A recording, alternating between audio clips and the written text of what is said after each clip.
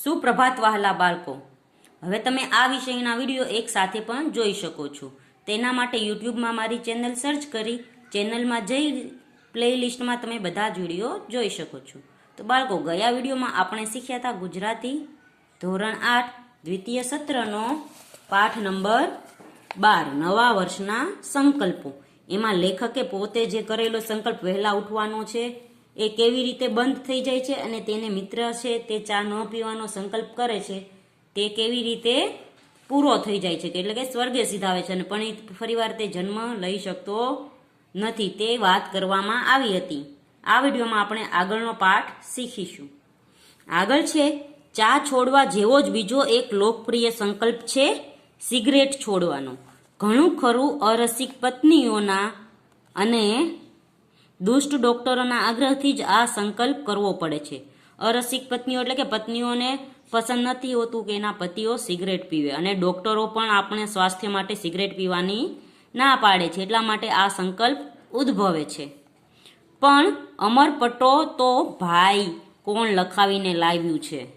સિગરેટના ધુમાડાની જેમ આવા સંકલ્પને પણ વેરાઈ જતા વાર નથી લાગતી. કેટલાકને વળી દરેક કામમાં નિયમિત થઈ જવાની ધૂન વળગે છે, પણ એ કેટલા દિવસ. જ્યાં સૂરજ જેવો સૂરજ પણ વર્ષમાં અમુક મહિના રોજ ઘડી ઘડી સેકન્ડો મોડો ઉગે છે અને પછી પાછો અમુક મહિના આઈસ્ક્રીમ પાર્ટીમાં આવી પહોંચતા મિત્રોની જેમ રોજ થોડી થોડી સેકન્ડ વહેલો ઉગે છે, ત્યાં નિયમિત થવાની મહેચ્છા યાની મહા ઈચ્છા રાખનાર પામર માનવી એટલે કે નાનો માનવી તે વળી કોણ. એટલે કે સૂરજ પણ જો સમયે નથી ઉગતો, વહેલો મોડો થઈ છે, તો આપણે માણસ ક્યાં કે જે આપણે નિયમિત થઈ શકીએ. એટલે કે સિગરેટ પીવાનો જે બધા સંકલ્પો કરે છે એ પણ ક્યારેક ક્યારેક સંકલ્પો તૂટી જાય છે.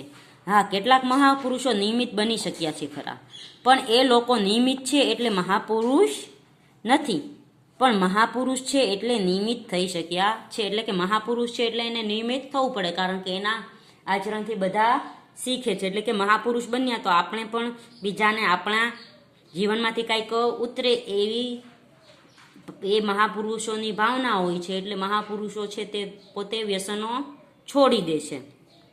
એક સંબંધીએ નવા વર્ષને દિવસે ક્રોધને જીતવાનો સંકલ્પ કરેલો. એટલે કે નવા વર્ષે એવો સંકલ્પ કર્યો કે હું કોઈના ઉપર ગુસ્સો નહીં કરું.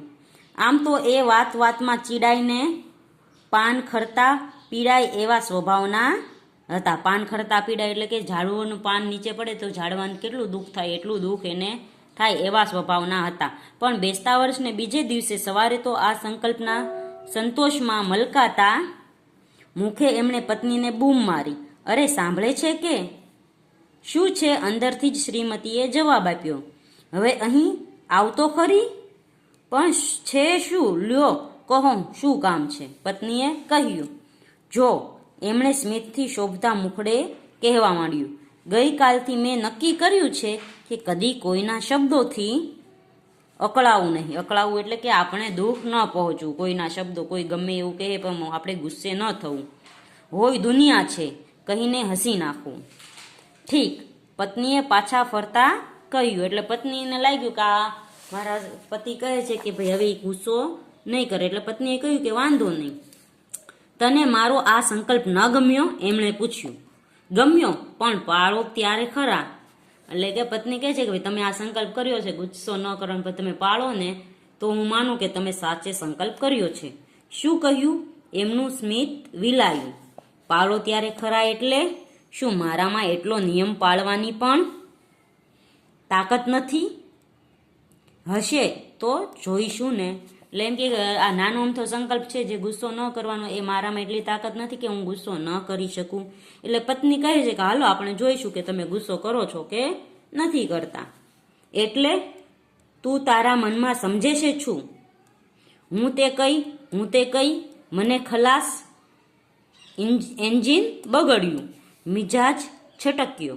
એ તો આખી સોસાયટી ગજાવવા જતા હતા. ત્યાં એમના શ્રીમતીએ એમને યાદ કરાયું કે એમનો સંકલ્પ એમણે ત્યાંને ત્યાં જ તોડ્યો હતો. ત્યારે જ માંડ એ શાંત પડ્યા. એટલે કે પત્ની કહે છે કે હું જોઉં તમે કેટલા દિવસ સુધી ગુસ્સે નથી થતા.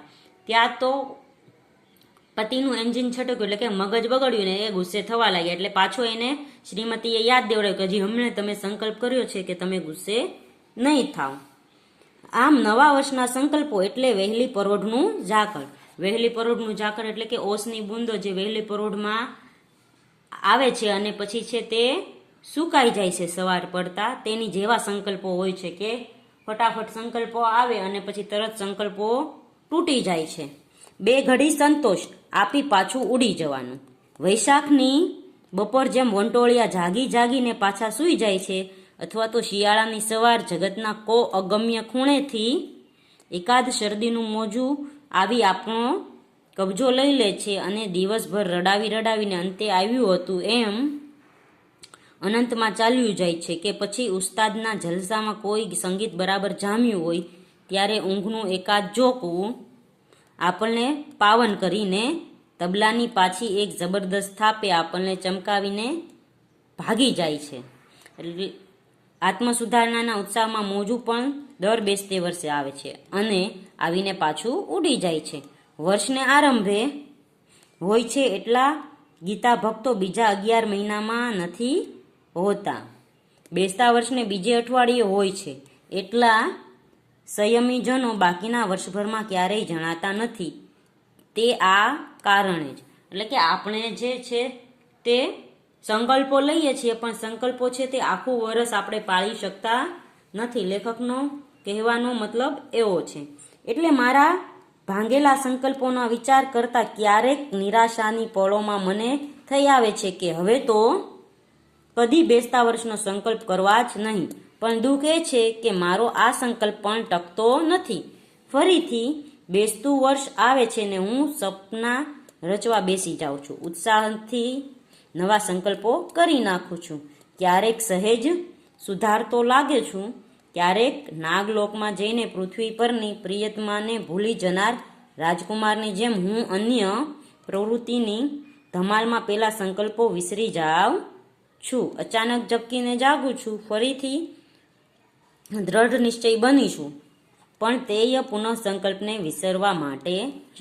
તો લેખક છે છેલ્લે અંતે એવો સંકલ્પ કરે છે કે ભાઈ હવે હું બેસતા વર્ષે એક જ સંકલ્પ નહીં કરું, પણ તેનો એ સંકલ્પ પણ જાદો જો ટકતો નથી અને એ બીજો સંકલ્પ કરી નાખે છે. કાનમાં પેલો રોમારોલા મને કહ્યા કરે છે, સ્વપ્નો તો જીવવાના ધનુષની પણસ જેવા છે ભાઈ. એક પણસ ખેંચાઈ હશે તો ક્યારેક પણ કાર્યનું તીર નિશાર ભણી ઉઠશે અને મારા બધાય સંકલ્પોના રોયા ફૂલી ફાલી મહેકી ઉઠ્યા હશે. એવા દિવસની કલ્પનામાં હું નહીં પાળેલા સંકલ્પોની વ્યગ્રતા વિસરી જાઉં છું. પછી છે લેખકને વિચાર આવે છે કે હું ભલે અત્યારે એટલા સંકલ્પો ન પાળી શક્યો, પણ ક્યારેક તો હું એવો સંકલ્પ કરીશ કે જે હંમેશા પળાય. અને એની ને એની કલ્પનામાં એ બધા જે સંકલ્પો નથી પાળી શક્યા એ બધા સંકલ્પો લેખક છે તે વિસરી જાય છે અને નવું વર્ષ બેસતા પાછા સંકલ્પો કરવા માંડે છે. તો બાળકો, અહીં આપણે પાઠમાં શીખવા મળ્યું કે આપણે છે તે નવા વર્ષે જે સંકલ્પો કરીએ તે સંકલ્પોને પાળી શકવા હોવા જોઈએ. આપણે મનથી દ્રઢ નિશ્ચય કરી લેવો જોઈએ કે જે જો હું આ સંકલ્પ લઉં છું તો આ સંકલ્પ હું પાળીશ. એટલે કે તમે જે બી નિર્ણય લ્યો તે તમારે નિર્ણય પાળવાનો. એટલે કે હવે બેસતા વર્ષ આવે તો તમે જે બી સંકલ્પ કરો, જે બી નિર્ણય લ્યો તે આખું વર્ષ કે આખું જીવન તમે પાળી શકો તેવો એક સંકલ્પ કરજો, જેથી તમારું જીવન છે તે સુધરી જાય અને તમે છે તે જીવનમાં કંઈક નવું કરી શકો. એટલે તમે જે એવો સંકલ્પ કરજો કે જે તમે ક્યારેય કર્યો ન હોય. તો બાળકો, અહીં છે તે પાઠ પૂર્ણ થાય છે. આવતા વિડીયોમાં આપણે આ પાઠનો અભ્યાસ શીખીશું. ત્યાં સુધી ગુડ બાય, ટેક કેર.